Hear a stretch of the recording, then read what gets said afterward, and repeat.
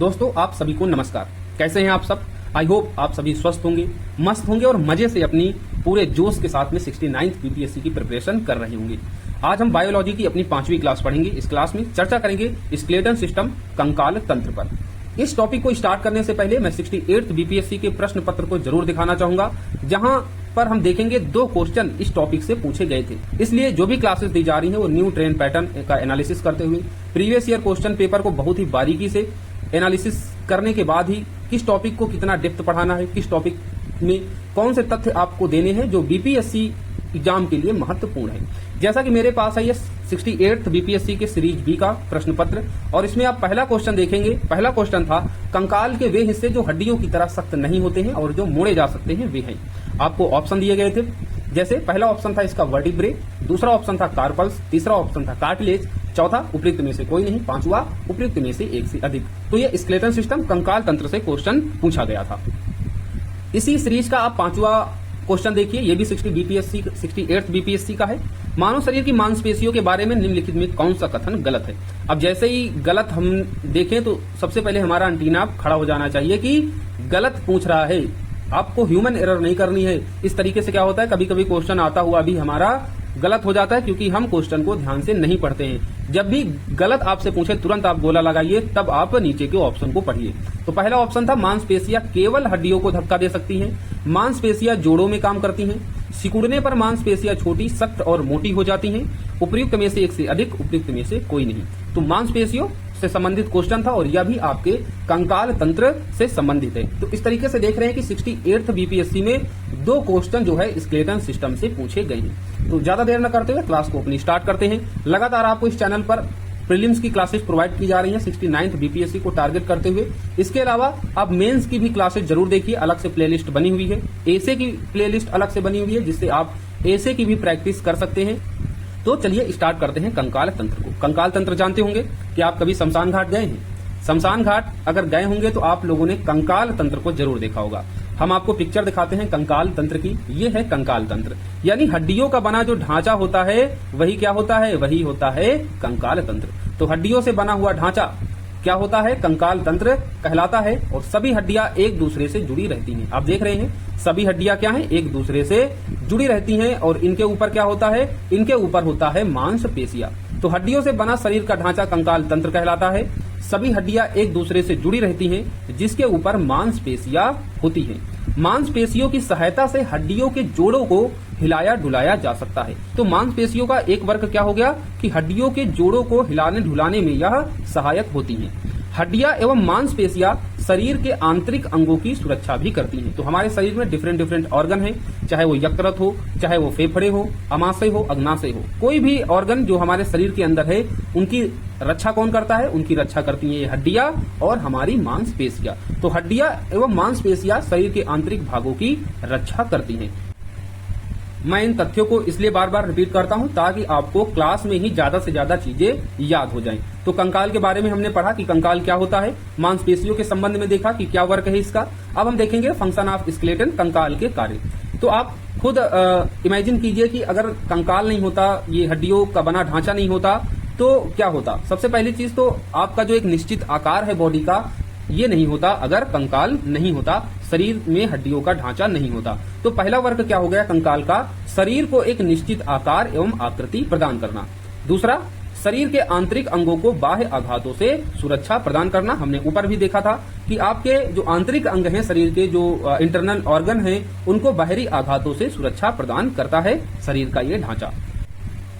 इसका नेक्स्ट और important function है, या इसे याद रखें, एग्जाम में पूछा जा सकता है कि कंकाल की जो मज्ज गुहा होती है, मैरो कैविटी होती है, यह वसा एकत्र करने का कार्य करती है। इसे आप जरूर याद रखें। आपसे एग्जाम में पूछा जा सकता है कि मज्ज गुहा किसको एकत्र करने का कार्य करती है, वसा का, प्रोटीन का, विटामिन का।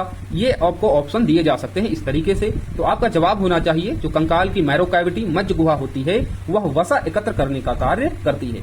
मैं टॉपिक को पढ़ाते समय आपको बताता चलता हूं कि किस तरीके से क्वेश्चन बन सकते हैं किसी जो भी तथ्य होता है उस तथ्य से संबंधित, ताकि आप लोगों के अंदर एक हैबिट क्रिएट हो। जब भी आप कोई टॉपिक पढ़ें किसी बुक से, किसी नोट से, तो आप यह स्वयं इमेजिन कर सके कि एग्जामिनर किस तरीके से यहाँ से क्वेश्चन पूछ सकता है। इससे क्या होता है, जो हम पढ़ते हैं वो ज्यादा याद होता है और ज्यादा दिनों तक भी याद रहता है, उसे याद करने में आसानी होती है। तो कंकाल की मज्जा गुहा वसा एकत्र करने का कार्य करती है। इसका जो चौथा इंपॉर्टेंट फंक्शन है स्केलेटन का, कंकाल का, कि जीवित अंतः कंकाल यानी जो जीवित शरीर है वो क्या करता है, लाल रुधिर कणिकाओं का निर्माण करता है, आरबीसी का निर्माण करता है जीवित अंतः कंकाल। इसको भी याद आप रखें, आपसे एग्जाम में पूछा जा सकता है कि जीवित अंतः कंकाल निर्माण करता है आरबीसी का, डब्ल्यूबीसी का, प्लेटलेट्स का। तो आपका जवाब क्या होगा, जीवित अंतः कंकाल लाल रुधिर कणिकाओं यानी आरबीसी का निर्माण करता है, रेड ब्लड सेल का निर्माण करता है। पांचवा फंक्शन है कंकाल का, कंकाल में कैल्शियम एवं फास्फोरस संचित रहता है जो आवश्यकता पड़ने पर शरीर को उपलब्ध कराता है। तो इसमें हमने महत्वपूर्ण कंकाल के फंक्शन देखे। पहले दो तो नॉर्मल है जिनको आप आसानी से स्वयं सोच सकते थे कि कंकाल निश्चित आकार और आकृति प्रदान करता है, आंतरिक अंगों को बाह्य आघातों से सुरक्षा प्रदान करता है। जो अंतिम तीन इसके फंक्शन है कि मज्जा गुहा वसा एकत्र करने का कार्य करती है, जीवित अंतः कंकाल आरबीसी का निर्माण करता है और कंकाल में कैल्शियम और फास्फोरस जो संचित होता है शरीर में आवश्यकता पड़ने पर उपलब्ध कराता है, यह हमारा कंकाल। अब हम कंकाल तंत्र को दो हिस्सों में डिवाइड करके पढ़ेंगे। पहला बाह्य कंकाल यानी एक्सो स्केलेटन और दूसरा अंतः कंकाल यानी इंडो स्केलेटन। बाह्य कंकाल क्या होता है, इसके शब्द से ही आपको पता हो जाना चाहिए कि शरीर की बाहरी सतह पर पाए जाने वाला जो कंकाल होता है वह बाह्य कंकाल के अंतर्गत आता है। उदाहरण के लिए आपके जो बाल हैं, जो नाखून हैं, मछलियों के जो सल्क होते हैं, कछुओं के ऊपर जो कवच होता है, आप देखते हैं कि कछुओं के ऊपर एक कवच होता है, पक्षियों में जो पिच होती हैं, उनकी पूंछें होती हैं, ये सब क्या है, ये बाह्य कंकाल का हिस्सा है। तो आपके बाल, नाखून, ये सब कैसे हैं, ये कंकाल का ही हिस्सा है। आपसे एग्जामिनर पूछ ले कि बाल निम्नलिखित में से है, कंकाल है, मांसपेशियां है या फिर अन्य ऑप्शन भी आपके लिए वो दे सकता है। तो आपका जवाब होना चाहिए कि जो आप बाल देख रहे हैं ये क्या है, ये कंकाल है, बाह्य कंकाल का ही हिस्सा है। इसे आप जरूर याद रखें, एग्जामिनर आपसे पूछ सकता है और कई स्टेट पीसीएस में इस तरीके के क्वेश्चन पूछे गए हैं। एग्जाम्पल से उठाकर क्वेश्चन बहुत ज्यादा साइंस में पूछा जाता है, तो आप इन सभी उदाहरणों को याद रखें। ये बाह्य कंकाल के हिस्से हैं, जैसे बाल, नाखून, मछलियों के सल्क, कछुओं का ऊपरी कवच और पक्षियों में पुच्छ आदि। अंतः कंकाल क्या होता है, अंतः कंकाल शरीर के अंदर पाए जाने वाला कंकाल है। इसके शब्द से ही स्पष्ट हो रहा है, जो मांसपेशियों से ढका होता है, यानी जो शरीर के अंदर का जो कंकाल है, जो हड्डियों का ढांचा है, जो मांसपेशियों से ढका हुआ है, वो क्या है, अंतः कंकाल है। अब अंतः कंकाल को हम दो भागों में डिवाइड कर देते हैं। पहला अस्थि यानी जिसे इंग्लिश में बोन कहते हैं, दूसरा उपास्थि जिसे हम कार्टिलेज कहते हैं। अब कार्टिलेज से क्वेश्चन पूछा गया था 68th बीपीएससी में, और मांसपेशियों के संदर्भ में क्वेश्चन पूछा गया था, जिससे हमने कंकाल को डिफाइन करते समय मांसपेशियों के संबंध में वो चीज पढ़ ली जो आपके एग्जाम में पूछा गया था। अभी हम क्वेश्चन को सॉल्व करेंगे तो और भी स्पष्ट हो जाएगा।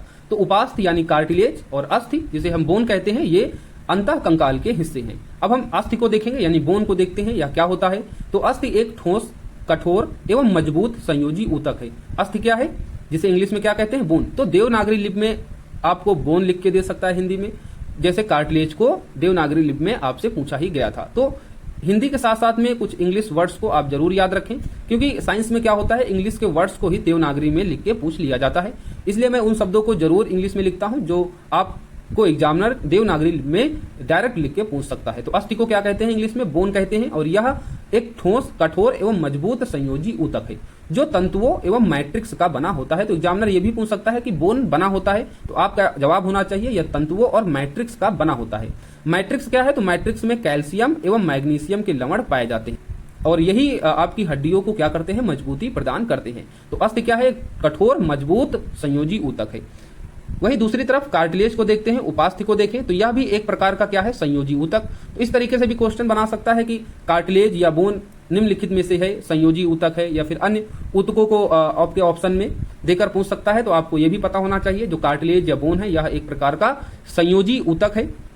कार्टिलेज एक अर्धठोस, पारदर्शक एवं लचीला ग्लाइकोप्रोटीन से बने मैट्रिक्स से निर्मित होता है। तो कार्टिलेज किससे बना होता है, तो ग्लाइकोप्रोटीन से बने मैट्रिक्स से निर्मित होता है। वहीं बोन जो था वह कैल्शियम और मैग्नीशियम के लवण से बने मैट्रिक्स से निर्मित था। तो बोन और उपास्थि यानी कार्टिलेज में आप अंतर भी स्पष्ट कर पा रहे होंगे कि जहां बोन कठोर मजबूत संयोजी ऊतक था, वहीं जो कार्टिलेज है, उपास्थि है, वह अर्धठोस, पारदर्शक और लचीला है। जहां बोन मैट्रिक्स से निर्मित था, जिसमें कैल्शियम और मैग्नीशियम लवण पाए जाते थे। वहीं जो कार्टिलेज है यह ग्लाइकोप्रोटीन से बने मैट्रिक्स से निर्मित है। अगर आपको मैं एक चित्र के माध्यम से इसको दिखाना चाहूं तो यह और भी ज्यादा स्पष्ट हो जाएगा। बोन और कार्टिलेज, ये आप चित्र देख रहे होंगे।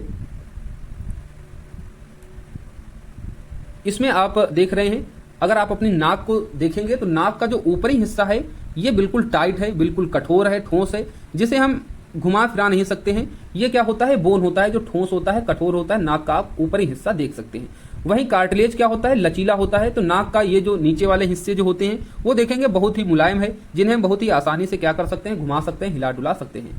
और भी अगर इसको समझाऊं तो कान का एग्जांपल लेके आपको समझा सकते हैं। कान का जो आंतरिक हिस्सा है अगर आप छूकर देखेंगे तो ये बिल्कुल टाइट है। ये जो कान की जो आंतरिक हड्डियां हैं देख रहे होंगे बहुत ही ज्यादा टाइट है, जिन्हें आप घुमा फिरा नहीं सकते हैं। लेकिन वहीं पर ये जो ऊपरी हिस्सा है ये है आपका कार्टिलेज से बना हिस्सा। तो देखेंगे कि ये बहुत ही मुलायम है। आपको जो कान है बहुत ही आसानी से इसको चारों तरफ से आप मोड़ पा रहे होंगे, क्योंकि क्या है, ये कार्टिलेज का बना होता है और कार्टिलेज लचीला होता है, अर्ध ठोस होता है।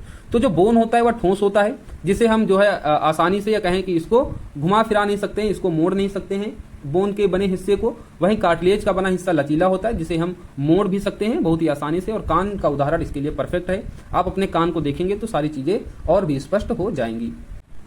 तो बोन और कार्टिलेज को हमने देखा और आई होप ये बिल्कुल ही स्पष्ट हो गया होगा। अब हम आगे बढ़ते हैं और देखेंगे मानव का कंकाल तंत्र, ह्यूमन स्केलेटन सिस्टम। मानव का कंकाल तंत्र देखें तो इसमें 206 हड्डियां होती हैं और यहां से भी आपके एग्जाम में पूछा जाता है। मानव के कंकाल तंत्र को भी हम दो भागों में डिवाइड कर सकते हैं। एक अक्षीय कंकाल यानी एक्सियल स्केलेटन, दूसरा होता है अनुबंधी या उपांगीय कंकाल, जिसे हम एपेंडिकुलर स्केलेटन कहते हैं। तो मानव कंकाल तंत्र को दो भागों में डिवाइड किया, पहला अक्षीय कंकाल, दूसरा अनुबंधी या उपांगीय कंकाल। अक्षीय कंकाल के अंतर्गत क्या क्या आता है, ये जो 206 हड्डियां हैं, इन्हीं 206 हड्डियों को हम देखेंगे कि कौन से पार्ट में कितनी कितनी हड्डियां होती हैं। तो दो भागों में डिवाइड किया, अक्षीय कंकाल और अनुबंधी उपांगीय कंकाल। अक्षीय कंकाल में आप खोपड़ी का एग्जाम्पल देख सकते हैं, जो आपका कशेरुक दंड होता है, वर्टिब्रल यानी जो रीढ़ की हड्डी होती है, इसे आप देख सकते हैं। वक्ष इसमें रख सकते हैं।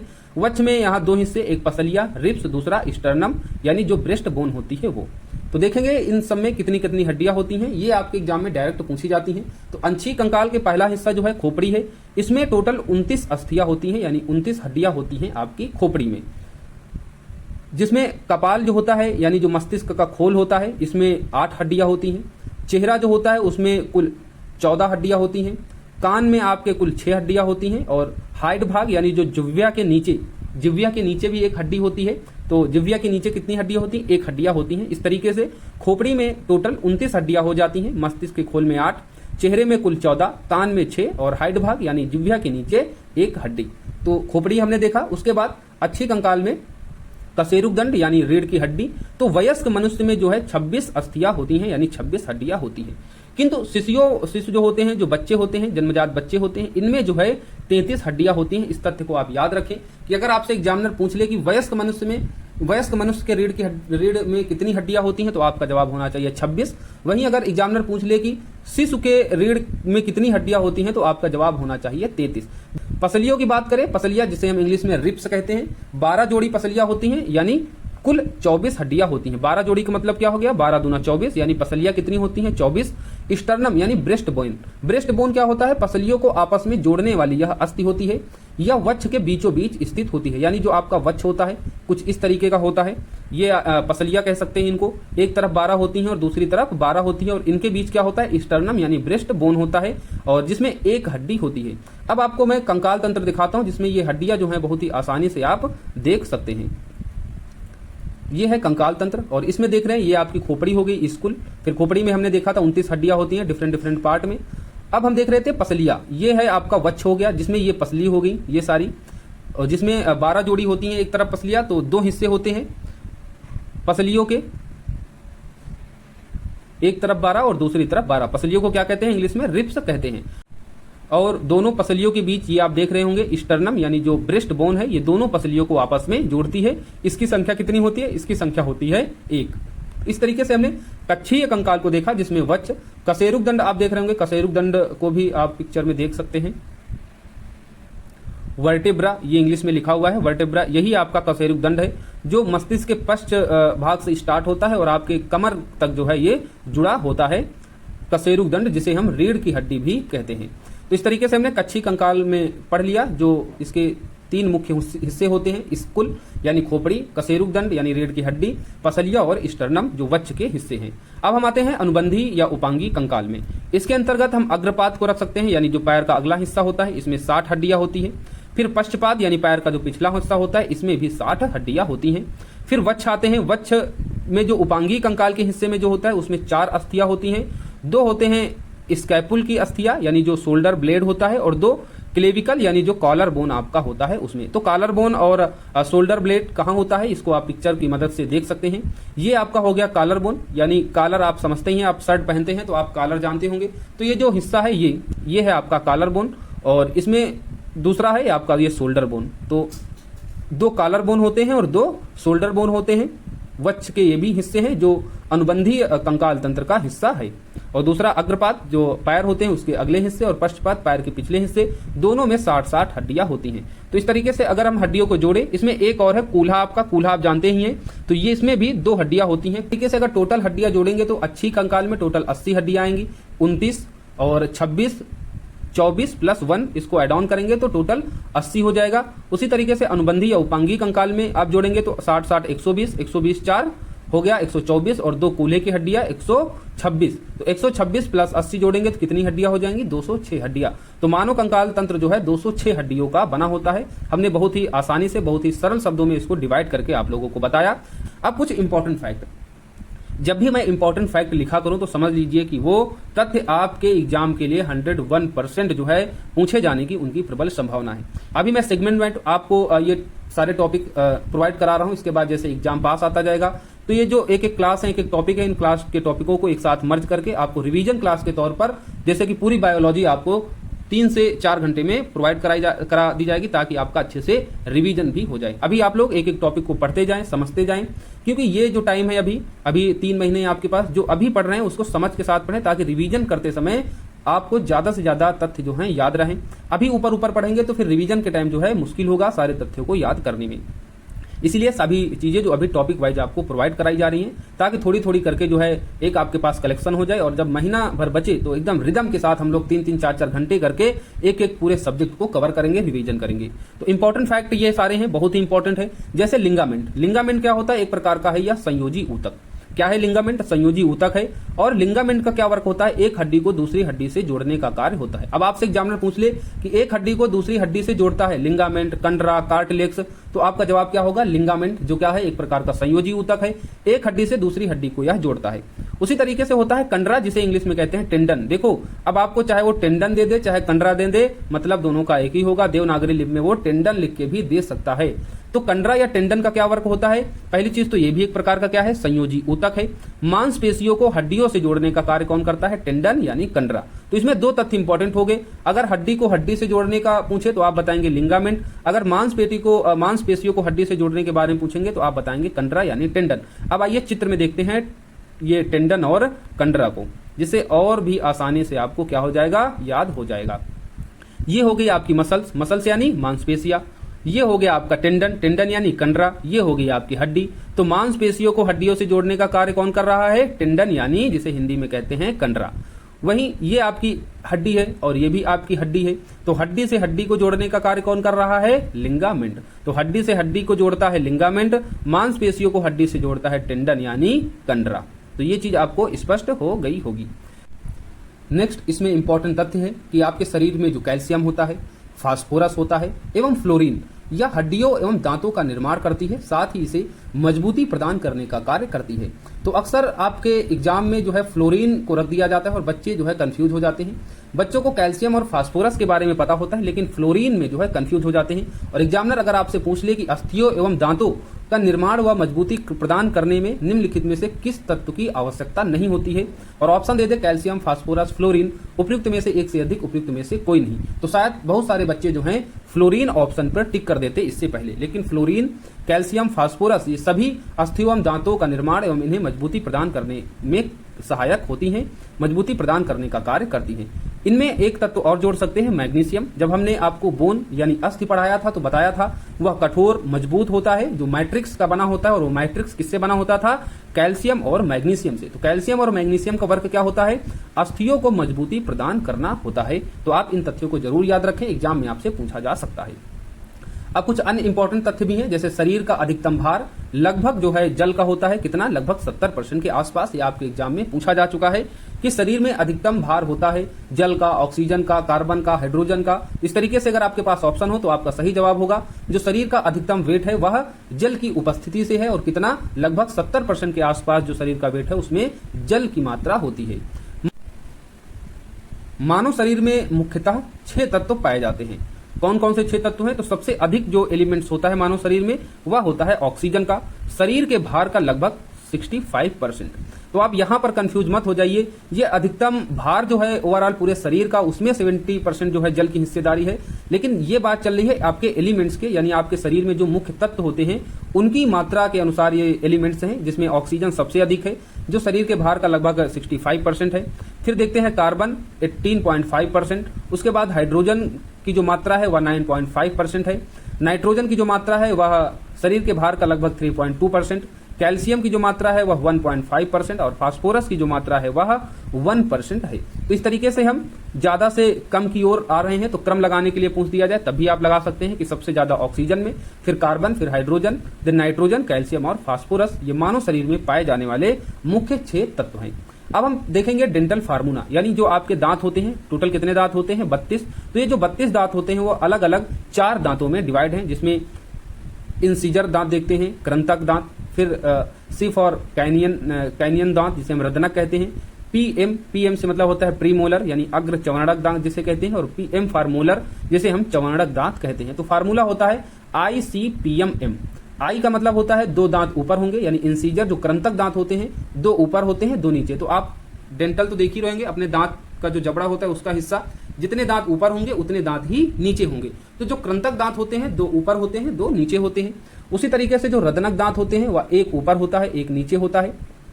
प्रीमोलर यानी जो अग्र चवर्णक दांत होते हैं वो भी 2 ऊपर 2 नीचे, और मोलर दांत यानी जो चवर्णक दांत होते हैं वो 3 ऊपर 3 नीचे।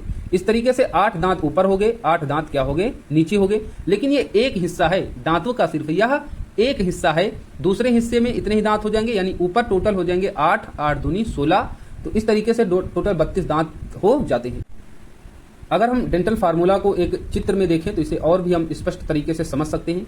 ये जो आप दांत देख रहे हैं 2 ऊपर 2 नीचे जो हमने देखा था, अच्छा जो जबड़ा होता है कुछ इस तरीके का होता है। मान लीजिए ये आपका हो गया दांतों का जबड़ा, तो एक ये हो गया, इधर हो गए 8, 8, 16, फिर इधर हो जाते हैं 8, 8, 16, टोटल 32 दांत। तो ये है एक तरफ का, ये मान लो जबड़े का दायां हिस्सा। उसी तरीके से दबड़े का बायां हिस्सा ये हो जाएगा। फिर निचले हिस्से में आएंगे, ये आपका फार्मूला एक तरफ का दायां हिस्सा ICPMP। फिर उसी तरीके से जबड़े के निचले हिस्से में आ जाएगा ICPM का फार्मूला। तो आई का मतलब हो गया इंसीजर, 2 दांत हो गए एक तरफ, 2 दांत हो गए इसके निचले वाले हिस्से में। फिर इसी तरह दूसरी तरफ भी 2 दांत हो गए ऊपर और 2 दांत हो गए नीचे। तो इंसीजर दांत टोटल कितने हो गए? तो 2, 2, 4, 2, 6, 2, 8, 8 दांत हो गए आपके इंसीजर के, यानी कृंतक के। कृंतक का कार्य क्या होता है? जो कुतरने वाला कार्य होता है, जो आपके आगे के दांत होता है जिसे हम कुतरते हैं किसी चीज को, ये होते हैं इंसीजर यानी कृंतक दांत। फिर आते हैं हम लोग कैनियन में। कैनियन मतलब होता है रदनक दांत। ये कितने होते हैं? ये होते हैं टोटल 4। 4 का मतलब एक दांत हो गया इसके लेफ्ट साइड में, दूसरी तरफ हो गया इसके राइट साइड में। तो इसका एक ऊपरी हिस्सा हो गया जबड़े के, इसी तरीके से निचले हिस्से में एक दांत होगा राइट साइड, एक दांत होगा लेफ्ट साइड में, किसका? कैनियन यानी रदनक का।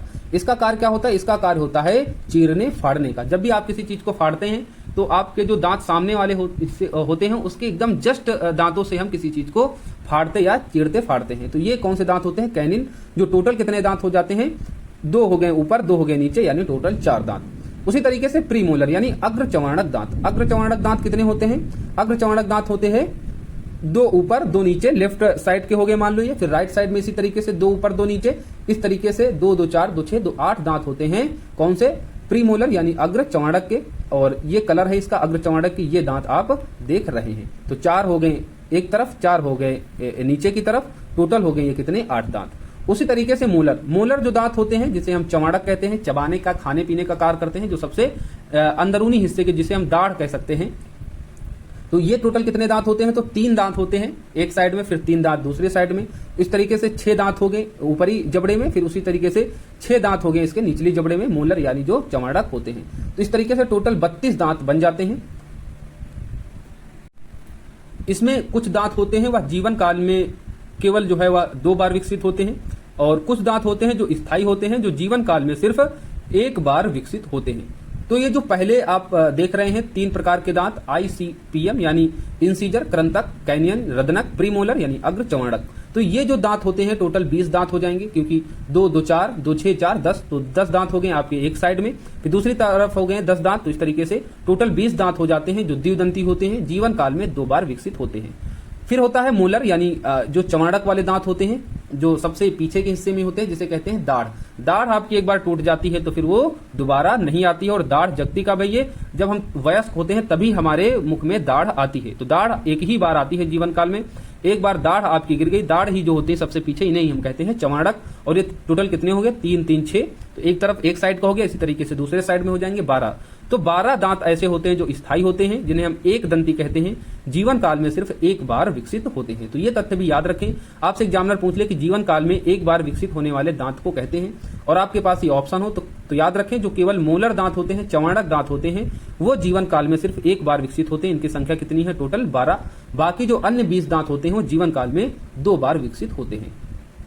शरीर का सबसे जो दृढ़ भाग होता है वह दंत वल्क यानी इनेमल कहलाता है। और इनेमल क्या होता है? जो दांत का सबसे देखते हैं जो सबसे चमकदार हिस्सा होता है वो क्या होता है? दंत वल्क इनेमल होता है। वही पूरे शरीर का सबसे कठोर भाग होता है, जो बना किससे होता है? कैल्शियम फास्फेट और कैल्शियम कार्बोनेट का बना होता है। तो इस तथ्य को याद रखें, पूछा जा चुका है कि शरीर का सबसे कठोर भाग होता है, सबसे दृढ़ भाग होता है। तो आपका जवाब होना चाहिए दंत वल्क, या इसे हम देवनागरी लिपि में भी एग्जामिनर पूछ सकता है। इसे देवनागरी लिपि में यानी इंग्लिश में क्या कहेंगे? इनेमल कहेंगे, और हिंदी में दंत वल्क, जो शरीर का सबसे दृढ़ भाग होता है। आपसे एग्जामिनर अगर पूछ ले कि दंत वल्क यानी इनेमल बना किससे होता है, तो आप बता देंगे कि यह कैल्शियम फास्फेट और कैल्शियम कार्बोनेट का बना होता है। इसे जरूर याद रखें, कैल्शियम फास्फेट कैल्शियम कार्बोनेट का बना होता है दंत वल्क इनेमल, जो शरीर का सबसे दृढ़ कठोर भाग होता है। तो इस तरीके से हमने स्केटल सिस्टम यानी कंकाल तंत्र को बहुत ही कंप्रिहेंसिव तरीके से एक आसान भाषा में सभी तथ्यों को पढ़ा, जो आपके एग्जाम के लिए महत्वपूर्ण है। तो इसी के साथ में हमारी क्लास समाप्त होती है। मिलेंगे अपनी अगली क्लास में। अगली क्लास में हम पढ़ेंगे श्वसन तंत्र और रिस्पिरेटरी पूरे सिस्टम को हम नेक्स्ट क्लास में बहुत ही कंप्रिहेंसिव तरीके से कवर करने वाले हैं, जो भी महत्वपूर्ण तथ्य इस टॉपिक से पूछे जाते हैं।